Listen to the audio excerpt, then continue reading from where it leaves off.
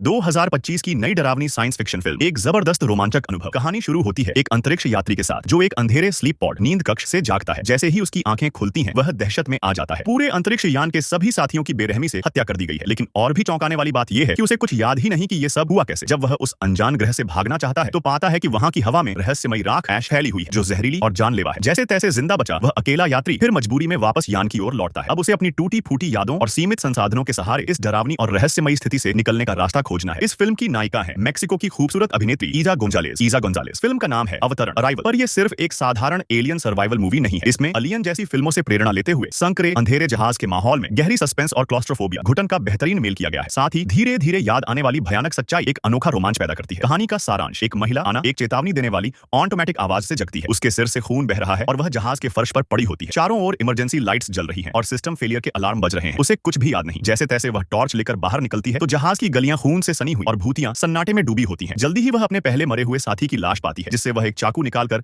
अपनी सुरक्षा के लिए रखती है। फिर एक और लाश दिखती है लेकिन सिग्नल इंटरफेरेंस के चलते कोई मदद नहीं मिल पा रही। बैकअप पावर ऑन करने के बाद जैसे ही वह बाहर का दरवाजा खोलती है उसे एक और लाश मिलती है। चेहरा पहचानने लायक भी नहीं बचा। तभी वह देखती है कि आसमान में राख तैर रही है। कुछ ही पल में उसे सांस लेने में दिक्कत होने लगती है और वह जैसे तैसे जहाज में लौट आती है। लेकिन इस जहरीली हवा ने उसके मस्तिष्क को भी क्षतिग्रस्त कर दिया है। धीरे धीरे उसे याद आता है कि वे लोग एक स्टार कोलोनाइजेशन मिशन पर थे और इस ग्रह केओ 1442 की बायोलॉजिकल स्थितियों का अध्ययन करने आए थे। जहाज को यहाँ आपातकालीन लैंडिंग करनी पड़ी थी। तभी एक और बचे हुए साथी रेगो से उसकी मुलाकात होती है। वे पता लगाते हैं कि क्रू के 6 में से सिर्फ 2 बचे हैं और एक व्यक्ति गिनती से गायब है। अब सवाल यह है, क्या वो तीसरा इंसान ही असली कातिल है? जैसे जैसे कहानी आगे बढ़ती है उन्हें पता चलता है कि उस राख में मौजूद सूक्ष्म जीव किसी इंसान के शरीर में घुसकर उसे कंट्रोल कर लेते हैं। आना की बिखरी यादें फिर सामने आती हैं जिसमें वह खुद अपने साथियों को मारते हुए दिखती है। लेकिन क्या वो वास्तव में दोषी है? ट्विस्ट, उस राख के संपर्क में आकर कैप्टन सबसे पहले संक्रमित हुआ और फिर बाकी सदस्यों को मार डाला। यह जीव किसी भी इंसान के शरीर में जाकर उस पर कब्जा कर सकता है। एक समय पर यह आना के शरीर में भी पहुंचने की कोशिश करता है लेकिन उसकी सूझबूझ और साथी के सहयोग से वह बच निकलती है। आखिरी हिस्से में जब रेगो फिर से प्रकट होता है तब पता चलता है कि वह अब संक्रमित रूप में मौजूद है और यह कहता है कि वह अब आना का हिस्सा है। सच सामने आता है, असल में आना ही वह थी जिसने सबसे पहले उस जीव को अपने पास रखा ताकि वह इसे वैज्ञानिक शोध के लिए वापस ले जा सके। लेकिन यह निर्णय पूरे क्रू की मौत का कारण बन गया। अब जब जहाज पर ऑक्सीजन खत्म हो रही है और अगले लॉन्च विंडो तक 12 घंटे बाकी है, क्या आना इस नई और भयावह सच्चाई को दुनिया तक पहुंचा पाएगी या फिर यह एलियन रहस्य हमेशा के लिए इसी जहाज में दफन हो जाएगा?